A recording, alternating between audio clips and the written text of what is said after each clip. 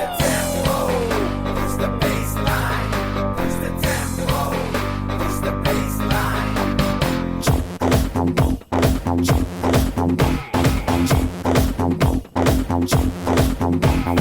வாடா வாடா பையா என் வாசல் வந்து போயா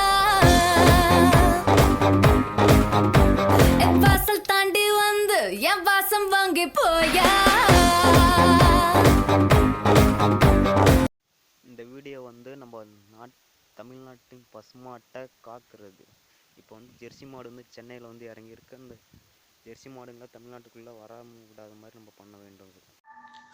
நான் ஏன் இந்த வீடியோ பண்ணேன்னா, சென்னையில் புதுசாக ஜெர்சி மாடு இறக்கியிருக்காங்க. அது தமிழ்நாடு பசுமாடு மாதிரி வருமா?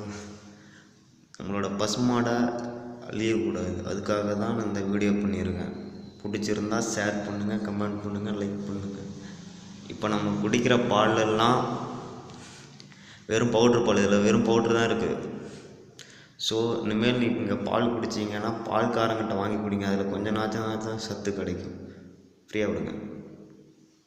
இப்போ நம்ம குடிக்கிற பால்லாம் பாக்கெட் பால், அதில் எதுவுமே கிடையாது, வெறும் பவுட்ரு மட்டும்தான் இருக்குது.